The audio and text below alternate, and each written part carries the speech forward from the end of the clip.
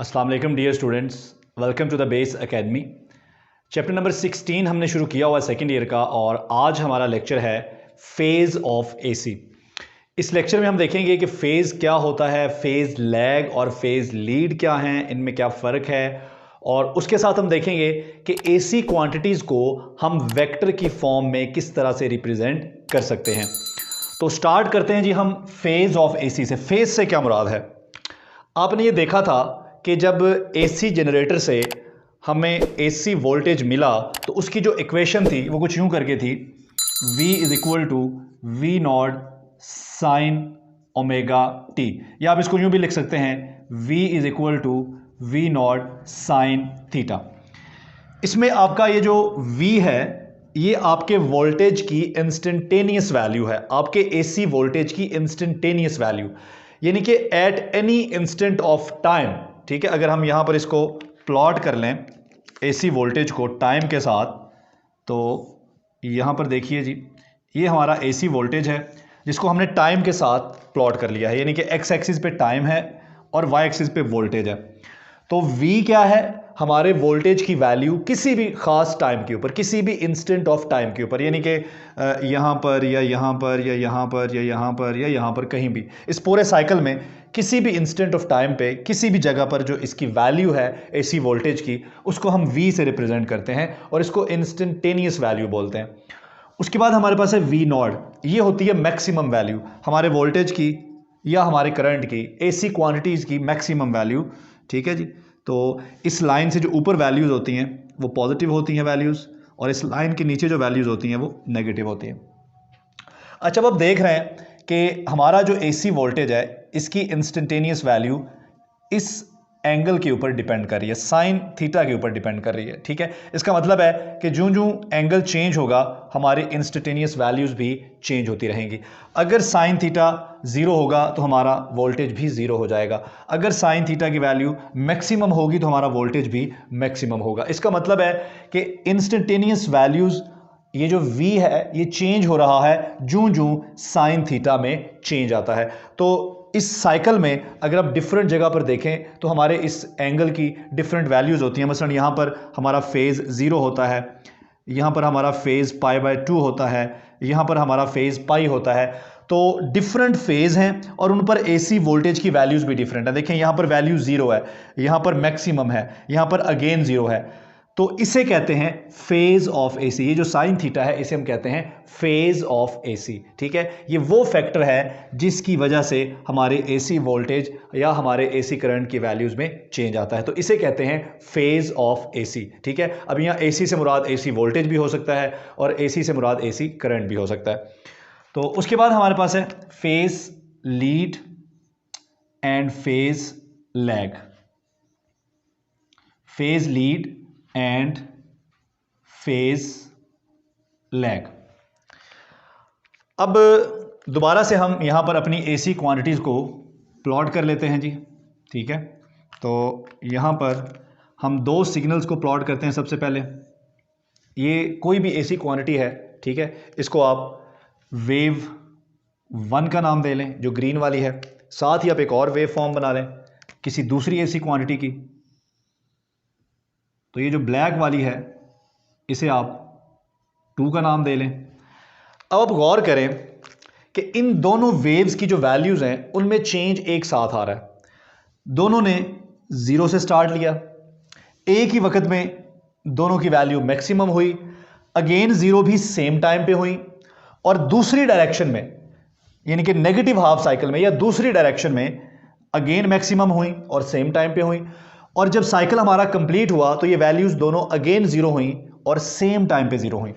इसका मतलब यह है कि अगर इन दोनों वेव्स की जो वैल्यूज हैं उन वैल्यूज में चेंज एक साथ आए, एक साथ 0 हो और एक ही टाइम पर या एक साथ इनकी वैल्यू मैक्सिमम हो, तो हम कहेंगे ये दोनों इन फेज हैं, क्योंकि इनकी वैल्यूज में, इन दोनों क्वांटिटीज की वैल्यूज में जो चेंज आ रहा है वो चेंज एक साथ आ रहा है। ठीक है, तो हम कहेंगे कि ये दोनों क्वांटिटीज, चाहे ये दोनों वोल्टेज हों या दोनों करंट हों, ठीक है, कोई सी भी दो, या इनमें से आप ये कह लें कि एक वोल्टेज है और दूसरा करंट है, तो दोनों में चेंज एक साथ ही आ रहा है, तो हम कहेंगे कि ये दोनों इन फेज है। ठीक है, तो ये तो कॉन्सेप्ट है इन फेज का। अब हम देखते हैं कि फेज लीड क्या है और फेज लैग क्या है। तो देख लेते हैं जी, हम दोबारा से फिर हम यहां पर दो एसी क्वांटिटीज को प्लॉट कर लेते हैं जी। ठीक है, कोई सी भी दो एसी क्वांटिटीज को आप प्लॉट कर लें। ठीक है, यहां पर ये वैल्यू 0 होगी, यहां पर वैल्यू मैक्सिमम होगी। ठीक है, और दूसरी डायरेक्शन में यहां पर मैक्सिमम होगी। अच्छा जी, अब यहां पर हम एक और प्लॉट कर लेते हैं जी वैल्यू, इसको हम ब्लैक से कर लेते हैं। अब आप गौर कीजिए, जिस वक्त ये हमारी ग्रीन वाली वेव 0 पे है, यानी कि 0 से स्टार्ट ले रही है, ठीक है, उस वक्त जो ब्लैक वाली क्वांटिटी है या ब्लैक वाली वेव फॉर्म है वो स्टार्ट ले रही है मैक्सिमम वैल्यू से। ठीक है, अब आपको ये पता है कि हमारा जो, अगर हम फर्ज करें कि जो ग्रीन वाला है ये वोल्टेज है, तो V is equal to V naught sine theta या साइन ओमेगा टी। ठीक है, अगर साइन को 0 पुट किया जाए तो V 0 आ जाएगा। इसका मतलब है कि जो ग्रीन वाली हमारी वेव फॉर्म है इसका फेज है 0, तो ग्रीन वाली का हमारा फेज है 0 डिग्री या 0, सिंपली आप उसे कह लें। जो ब्लैक वाली है, फर्ज करें कि ये हमारा करंट है। ठीक है, ये हमारा करंट है। ठीक है, और उसके लिए हम लिख लेते हैं जी I is equal to I naught sine theta या साइन ओमेगा टी। आपको पता है कि अगर थीटा, यहाँ पर ये जो फेज है, अगर हम इसको π/2 या 90 पुट करें तो आई हमारे पास क्या आएगा, आई नॉट, और साइन 90 1 होगा या π/2 1 होगा। तो इसका मतलब है कि जिस वक्त ये वाली वेव फॉर्म जो कि जिसको हमने ग्रीन कलर से रिप्रेजेंट किया है, जिस वक्त ये 0 से स्टार्ट हो रही है, उसी वक्त जो ब्लैक वाली वेव फॉर्म है ये स्टार्ट हो रही है अपनी मैक्सिमम वैल्यू से। अगर ये मैक्सिमम वैल्यू से स्टार्ट हो रही है तो इसका फेज हमने कहा कितना होना चाहिए, इसका फेज होना चाहिए π/2। इसका मतलब है कि इसका फेज π/2 है, इसका फेज 0 है, तो इन दोनों में अब फेज डिफरेंस आ गया। अब ये सेम फेज में नहीं है, जिस तरह यहां पर था दोनों इन फेज थी, एक साथ चेंज आ रहा था। अब ये चेंज एक साथ नहीं आ रहा। जिस वक्त एक 0 है उस वक्त दूसरी मैक्सिमम है। एक स्टार्ट ही 0 से ले रही है, दूसरी स्टार्ट ही मैक्सिमम वैल्यू से ले रही है। ठीक है, तो इसका मतलब है कि अब इनके दरमियान फेज डिफरेंस है। अब उस फेज डिफरेंस को हम फेज लीड कहेंगे या फेज लैग कहेंगे। तो ये देखें, ब्लैक वाली जो है ये स्टार्ट हो रही है मैक्सिमम से, इसका मतलब है ये लीड कर रही है। और कितने एंगल से लीड कर रही है, वो एंगल हमने यहां पर निकाला था π/2, क्योंकि मैक्सिमम वैल्यू किस एंगल पे आती है, मैक्सिमम वैल्यू आती है π/2 पे। तो इसका मतलब है कि इसका फेज π/2 होना चाहिए, इसका फेज हमने कहा 0 है। तो इसका मतलब है कि यहां करंट लीड कर रहा है, करंट की वैल्यू मैक्सिमम है, ये लीड कर रहा है कितने एंगल से, π/2 से। और ये जो वोल्टेज है ग्रीन वाला ये लैग कर रहा है कितने एंगल से, π/2 से। तो ये जिसकी वैल्यू मैक्सिमम से स्टार्ट हो रही है इसने लीड किया यहां पर, और जिसकी वैल्यू मिनिमम से स्टार्ट हो रही है या 0 से स्टार्ट हो रही है इसने लैग किया। तो इसे हम कहते हैं फेज लैग या फेज लीड। और लैग या लीड के लिए हमें एंगल भी वहां पर मेंशन करना ज़रूरी है कि कितने एंगल से लैगिंग या वो लीडिंग हो रही है। तो इसको हम फर्दर एक्सप्लेन करेंगे नेक्स्ट टॉपिक में, जब हम देखेंगे कि हम एसी क्वांटिटीज़ को वेक्टर फॉर्म में किस तरह से रिप्रेजेंट कर सकते हैं। तो अभी हम देखते हैं कि हम एसी क्वांटिटीज़ को वेक्टर की फॉर्म में किस तरह से रिप्रेजेंट कर सकते हैं। जी बच्चों, तो अभी हम देखेंगे कि हम एसी क्वांटिटीज़ को वेक्टर की फॉर्म में किस तरह से रिप्रेजेंट कर सकते हैं। तो ये बड़ा ही सिंपल है, बड़ा ही आसान है, हम इसको स्टेप बाय स्टेप करते हैं और आपको साथ साथ ही समझ आता जाएगा। तो सबसे पहले तो ये हमारा कार्टेशियन कोऑर्डिनेट सिस्टम है, जो कि ऑलरेडी आप इससे फेमिलियर भी हैं। तो देखें, ये हमारा ओरिजिन है, ठीक है, ओरिजिन से इस तरफ हमारा पॉजिटिव एक्स एक्सिस है, ये हमारा पॉजिटिव वाई एक्सिस है, और लेफ्ट साइड पे हमारा नेगेटिव एक्स एक्सिस है, और इस ओरिजिन से नीचे की तरफ हमारा नेगेटिव वाई एक्सिस है। अब देखिएगा कि हम वेक्टर को एसी क्वांटिटीज़ को वेक्टर की फॉर्म में रिप्रेजेंट कैसे करते हैं। एक और बात मैं आपको बताता चलूँ कि अगर हम एंगल इस तरह लें एंटी क्लॉकवाइज तो वो एंगल हमारा पॉजिटिव होगा, लेकिन अगर हम एंगल क्लॉकवाइज लें तो वो एंगल हमारा नेगेटिव होगा। तो चलें जी, अब हम बढ़ते हैं आगे कि कैसे हम अपनी एसी क्वांटिटीज़ को वेक्टर की फॉर्म में रिप्रेजेंट कर सकते हैं। ठीक है, तो उसके लिए आपको करना क्या होगा, सबसे पहले मैंने एग्जाम्पल के तौर पर यहाँ पर जो एसी क्वांटिटी ली है वो मैंने वोल्टेज ले लिया। ठीक है, तो सबसे पहले स्टेप में आपको अपना स्केल सेट करना है। जिस भी क्वांटिटी को आप रिप्रेजेंट करने जा रहे हो ना वेक्टर की फॉर्म में, उसके लिए आप एक प्रॉपर स्केल चूज करें। अच्छा, उस स्केल के ऊपर जब आप वेक्टर को बनाएंगे तो वेक्टर की जो लेंथ होगी, मसलन मैं यहां पर वेक्टर बनाता हूं एक्स एक्सिस पर, ठीक है, मैं यहां पर कोई वेक्टर बनाता हूं, तो इस वेक्टर की जो लेंथ है एक्स एक्सिस के ऊपर, इसकी लेंथ मुझे एसी क्वांटिटी की पीक वैल्यू या आरएमएस वैल्यू बताएगी। यानी कि इस वेक्टर की जो लेंथ है, मैंने स्केल इस तरह से सेट करना है कि इसकी जो लेंथ है वो मुझे वोल्टेज या करंट की आरएमएस वैल्यू या पीक वैल्यू देगी। तो ये तो बड़ी आसान सी बात है। असल चीज़ क्या है ज़रा वो देखते हैं। ये देखें, हमारे पास 4 डिफरेंट केसेस हैं। अगर तो हमारी एसी क्वांटिटी अगर हमारी एसी क्वांटिटी शुरू हो रही है, स्टार्ट हो रही है जीरो से या ओरिजिन से, अगर वो जीरो से स्टार्ट हो रही है या ओरिजिन से स्टार्ट हो रही है, उसको हमेशा हम एक्स एक्सिस के ऊपर या हॉरिजॉन्टल एक्सिस के ऊपर रिप्रेजेंट करेंगे। तो इस केस में हम अपने वोल्टेज को कहां पे रिप्रेजेंट करेंगे? हम इसको पॉजिटिव एक्स एक्सिस पर या हॉरिजॉन्टल एक्सिस पर, जो पॉजिटिव डायरेक्शन है उस पे बनाएंगे। बड़ा सिंपल है। लेकिन अगर हमारी एसी क्वांटिटी अपनी मैक्सिमम वैल्यू से स्टार्ट हो रही है, देखें ये वाली जो लाइन है ना, ये रेफरेंस लाइन है। इस लाइन के ऊपर जो वैल्यूज हैं वो पॉजिटिव वैल्यूज हैं, इसके नीचे जो वैल्यूज है वो नेगेटिव वैल्यूज है। यानी कि अगर हम इसको करंट समझ लें तो जो अपर हाफ साइकिल है इसका मतलब है करंट फॉरवर्ड जा रहा है, और जो ये लोअर हाफ साइकिल है इसमें करंट बैकवर्ड आ रहा है। तो अपर हाफ साइकिल को हम पॉजिटिव हाफ साइकिल भी कहते हैं, और लोअर हाफ साइकिल को हम नेगेटिव हाफ साइकिल भी कहते हैं। ठीक है, तो ऊपर वैल्यूज क्या होंगी? इस रेफरेंस लाइन के ऊपर वाली वैल्यूज सारी पॉजिटिव, ठीक है, और इसके नीचे वाली वैल्यूज सारी नेगेटिव। तो अगर हमारी एसी क्वांटिटी अपनी पीक वैल्यू से स्टार्ट हो रही है, मैक्सिमम वैल्यू से स्टार्ट हो रही है, लेकिन पॉजिटिव वाली साइड पर, तो फिर हम इसको कहां पे रिप्रेजेंट करेंगे? हम इसको रिप्रेजेंट करेंगे पॉजिटिव वाई एक्सिस के ऊपर। सिंपल बात है। अगर हमारी वैल्यू जीरो से स्टार्ट हो रही है, रेफरेंस वैल्यू से स्टार्ट हो रही है, तो हम उसको पॉजिटिव एक्स एक्सिस पर ड्रॉ करेंगे या बनाएंगे। लेकिन अगर वो अपनी मैक्सिमम वैल्यू से स्टार्ट हो रही है और अपर साइड पर, यानी कि पॉजिटिव साइड से मैक्सिमम वैल्यू से स्टार्ट हो रही है, तो हम इसको बनाएंगे पॉजिटिव वाई एक्सिस के ऊपर।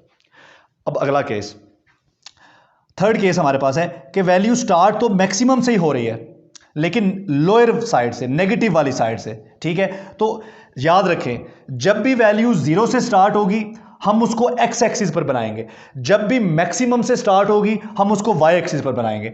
तो यहां पर स्टार्ट मैक्सिमम से ही हो रही है, बनाना हमने इसको वाई एक्सिस पर ही है, लेकिन पॉजिटिव वाई एक्सिस पर या नेगेटिव वाई एक्सिस पर, ये आपको देख के पता चल जाएगा। तो अगर तो ये स्टार्ट हो रही है अपर वाली साइड से, जैसे यहां पर हो रही है, पॉजिटिव वैल्यू वाली साइड से हो रही है, तो हम इसको पॉजिटिव वाई एक्सिस पर बनाएंगे। और अगर ये स्टार्ट हो रही है नेगेटिव साइकिल वाली साइड से, स्टार्ट मैक्सिमम से ही हो रही है लेकिन नेगेटिव साइकिल वाली साइड से, तो हम इसको कहां पर बनाएंगे? हम भी इसको बनाएंगे नेगेटिव वाई एक्सिस वाली साइड पर। क्लियर हो गया? उसके बाद देखें, ये वैल्यू अगेन स्टार्ट जीरो से ही हो रही है, लेकिन ये इंक्रीज किधर को हो रही है? नेगेटिव साइड पर इंक्रीज हो रही है। ये भी जीरो से स्टार्ट हो रही थी लेकिन इंक्रीज पॉजिटिव साइड पर हो रही है। तो ये भी जीरो से स्टार्ट हो रही है लेकिन इंक्रीज नेगेटिव साइड पर हो रही है। तो चूंकि ये इंक्रीज नेगेटिव साइड पे हो रही है, इसलिए हम भी इसको बनाएंगे नेगेटिव एक्स एक्सिस के ऊपर। क्लियर हो गया? तो ये हो गई vector representation of AC quantities. चाहे आप वोल्टेज ले लें या करंट ले लें, एक ही बात है। अब जरा इसी कॉन्सेप्ट के मुताबिक हम फेज लीड और फेज लैग को देख लेते हैं। ठीक है, तो सबसे पहला केस, ये हमारा वोल्टेज है और इसके साथ में यहां पर रेड में एक और वेव बना लेता हूं, इसको मैं करंट कह देता हूं। ठीक है, रेड वाला करंट है, रेड वाला करंट है, और ब्लू वाला जो है ये वोल्टेज है। अब देखें, ये दोनों वेव फॉर्म्स इन फेज है। अगर तो ये इन फेज हैं, ठीक है, स्टार्ट भी कहां से हो रही हैं? जीरो से, और इंक्रीज किधर को हो रही हैं? पॉजिटिव वाली साइड पर। तो हमने ये रटा मारा हुआ है कि अगर कोई वैल्यू, कोई क्वांटिटी जीरो से स्टार्ट हो और इंक्रीज पॉजिटिव साइड पर हो, तो हम उसको बनाएंगे पॉजिटिव एक्स एक्सिस के ऊपर। तो इसका मतलब है कि हम ग्रीन यानी कि करंट को भी, वोल्टेज को, ग्रीन हमारा रेड, ब्लू हमारा वोल्टेज है और रेड हमारा करंट है, तो हम दोनों को कहां बनाएंगे? दोनों को ही पॉजिटिव एक्स एक्सिस पर बनाएंगे। तो ये हो गई वेक्टर रिप्रेजेंटेशन। उसके बाद इस केस में आ जाते हैं जी। ठीक है, अब हम यहां पर ये कर लेते हैं जी। अब ये देखें, अब जो हमारा वोल्टेज है ये लीड कर रहा है और करंट जो है ये लैग कर रहा है। अच्छा, अब हमें अगर नहीं भी समझ आ रहा कि कौन लीड कर रहा है, कौन लैग कर रहा है, कितने एंगल से कर रहा है, तो ये रटा मारी रखें। ये जो रेड वाली वेव फॉर्म है ये स्टार्ट हो रही है 0 से और इंक्रीज हो रही है पॉजिटिव एक्स एक्सिस में। तो कहाँ बनाएंगे इसको? हम बनाएंगे एक्स एक्सिस के ऊपर। लो जी, इसको बना लें जी आप एक्स एक्सिस के ऊपर। ये बन गई जी आपकी एक्स एक्सिस के ऊपर, ठीक है। और जो ब्लू वाली है वोल्टेज, ये स्टार्ट कहाँ से हो रही है? ये स्टार्ट हो रही है अपनी मैक्सिमम वैल्यू से और पॉजिटिव साइड पर है, तो इसको हम बनाएंगे पॉजिटिव एक्स एक्सिस के ऊपर। लो जी, ये हो गया V, ये हो गया I। अब आप बता सकते हो कौन लीड कर रहा है, कौन लैग कर रहा है। साफ नजर आ रहा है कि V लीड कर रहा है, I लैग कर रहा है, और दोनों के दरमियान जो एंगल है वो π/2 है। इसका मतलब है कि V π/2 एंगल से लीड कर रहा है और करंट π/2 से लैग हो रहा है। क्लियर हो गया? अब थर्ड केस हमारे पास है जी, ठीक है। अब ऐसा केस है जी हमारे पास, ये देखें, रेड वाली वेव फॉर्म जो है वो 0 से स्टार्ट हो रही है और पॉजिटिव एक्सिस पे जा रही है। अगर 0 से स्टार्ट हो रही है और पॉजिटिव एक्सिस पे जा रही है तो हम इसको कहाँ बनाएंगे? हम इसको एक्स एक्सिस पे बनाएंगे, हमने रटा मारा हुआ है, ठीक है। और हमारी जो ब्लू वाली वेव फॉर्म है ये अपनी मैक्सिमम वैल्यू से स्टार्ट हो रही है, लेकिन ये मैक्सिमम किधर को है? ये मैक्सिमम है नेगेटिव वाली साइड पर, और इंक्रीज भी नेगेटिव वाली साइड से हो रही है। इसलिए हम इसको कहाँ बनाएंगे? हम इसको बनाएंगे नेगेटिव वाई एक्सिस के ऊपर, यानी कि यहाँ बनाएंगे। तो ये हमारा रेड वाला वेव फॉर्म और ये हमारा हो गया ब्लू वाला। तो अब देखें इनके दरमियान फेज डिफरेंस कितना है? π/2 ही है। लेकिन अब लीड कौन कर रहा है? ये रेड वाला, और लैग कौन कर रहा है? ब्लू वाला, ठीक है जी। अब हमारे पास ये फाइनल केस आ गया जी। इस फाइनल केस में कुछ इस तरह से है, ठीक है। अब देखें दोनों ही 0 से स्टार्ट हो रहे हैं, रेड वाला भी और ब्लू वाला भी। लेकिन जो रेड वाला है, जो हमारा रेड वाला वेव फॉर्म है, ये पॉजिटिव एक्सिस पे इंक्रीज हो रहा है, पॉजिटिव वाली साइड पे इंक्रीज हो रहा है। तो हम इसको कहाँ बनाएंगे? हम इसको बनाएंगे एक्स एक्सिस के ऊपर। लो जी, ये बन गया एक्स एक्सिस के ऊपर। और जो ब्लू वाला है ये भी 0 से स्टार्ट हो रहा है, इसलिए हम इसको बनाएंगे तो एक्स एक्सिस पर ही, लेकिन ये इंक्रीज नेगेटिव वाली साइड पर हो रहा है, इसलिए हम इसको नेगेटिव एक्स एक्सिस के ऊपर बनाएंगे। लो जी, ये बन गया।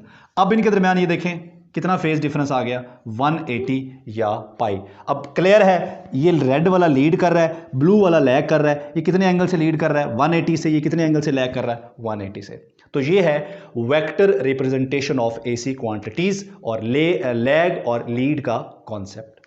तो इसके साथ ही हमारा ये फेज का जो लेक्चर है एसी क्वांटिटीज के लिए वो कंप्लीट हो गया। Thank you, Allah Hafiz.